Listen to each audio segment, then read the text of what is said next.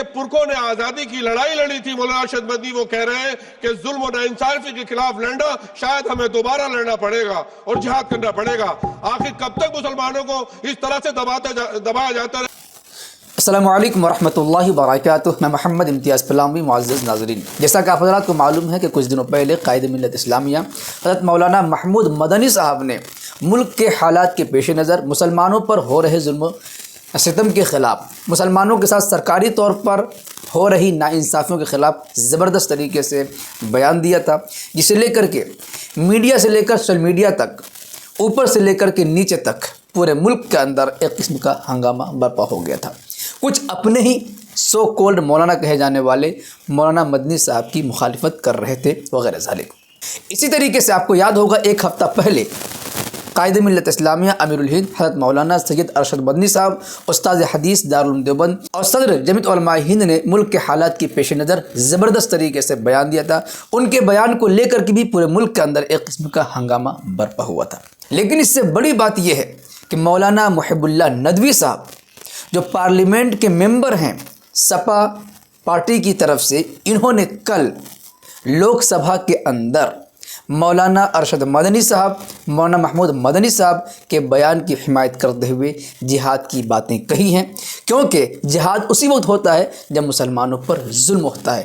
ظلم کو ختم کرنے کے لیے، ناانصافی کو مٹانے کے لیے، امن بحال کرنے کے لیے جہاد ہوتا ہے۔ اپنے حقوق کو حاصل کرنے کے لیے، اپنے حق کے لیے لڑنے کو جہاد کہتے ہیں وغیرہ ذالک۔ ان تمام باتوں پر مولانا محب اللہ صاحب ندوی نے پارلیمنٹ کے اندر زبردست بیان دیا ہے، آپ سن لیجئے۔ اسپیکر صاحبہ، میں آپ کے توسط سے ایک بہت ہی اہم مدعے کی طرف آپ کی توجہ دلانا چاہتا ہوں۔ وقف امینڈمنٹ بل جے پی سی کمیٹی بنائی تھی، جس میں ہماری پارٹی نے پہلے ہی کہا تھا کہ سرکار کی نیت اور نیتی دونوں ہی صحیح نہیں ہے۔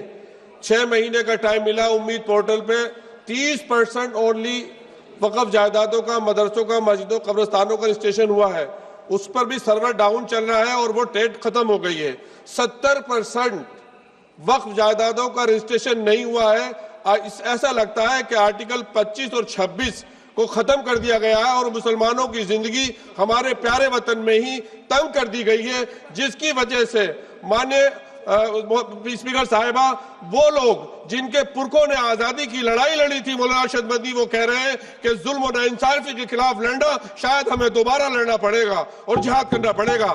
آخر کب تک مسلمانوں کو اس طرح سے دبایا جاتا رہے گا ملک میں؟ مولانا محب اللہ ندوی صاحب کے اس بیان کو لے کر کے پورے دیش کے اندر پھر سے ایک قسم کا ہنگامہ برپا ہو گیا ہے۔ یاد رکھیں، جہاد کوئی غلط چیز نہیں ہے، جہاد کا معنی کوئی غلط نہیں ہے۔ یہ الگ بات ہے کہ ہمارے ملک ہندوستان کی بدقسمتی یہ ہے کہ جہاد کا غلط معنی بتایا گیا، جہاد کا غلط مفہوم بتایا گیا، جہاد کا غلط مطلب نکالا گیا۔ جہاد کا بہت ہی پیارا مطلب ہے۔ جہاد کو اسلام کا چھٹا ستمبھ مانا جاتا ہے۔ جہاد کا شابدک ارتھ ہے پوتر یدھ، لیکن جہاد کی پریبھاشا کو ہمیشہ غلط طریقے سے پیش کیا گیا ہے۔ اس پوتر یدھ کو دھرم یدھ بتا کر دنیا بھر میں اس کا غلط استعمال ہوتا ہے۔ آتنکوادی ہنسا اور دہشت پھیلاتے ہیں اور خود کو جہادی کہتے ہیں۔ جہاد کی پریبھاشا کو صدیوں سے ہمیشہ غلط طریقے سے پیش کیا جاتا رہا ہے اور اسی کا نتیجہ ہے کہ ہمارے دیش میں جہاد پر بات کرنا آپ کے جیل جانے کی گارنٹی بن سکتا ہے۔ سچ دکھانا آپ کو کورٹ کچہری کے چکر لگوا سکتا ہے۔ ہمارے ملک کے اندر اسلامو فوبیا اس تیزی سے بڑھتا جا رہا ہے کہ بس اسلام کو بدنام کرنا ہے، اور لفظ جہاد جہاں پر آ جائے، ہم نے کہا کہ لفظ جہاد ان کے لیے آئٹم بم سے بھی زیادہ خطرناک ہے، حالانکہ ہونا نہیں چاہیے۔ جہاد تو ظلم کو ختم کرنے کا نام ہے، دہشت گردی کو ختم کرنے کا نام ہے، ٹیررزم کو ختم کرنے کا نام ہی جہاد ہے۔ تو پھر جہاد کو ٹیررزم سے جوڑ کر کے، دہشت گردی سے جوڑ کر کے نہیں دیکھنا چاہیے۔ ویسے سلسلے میں آپ کے کچھ کہنا چاہیں گے کمنٹ باکس میں ضرور لکھیں، ویڈیو کو لائک کریں اور خوب شیئر کریں۔ شکریہ، جزاک اللہ۔ السلام علیکم ورحمۃ اللہ وبرکاتہ۔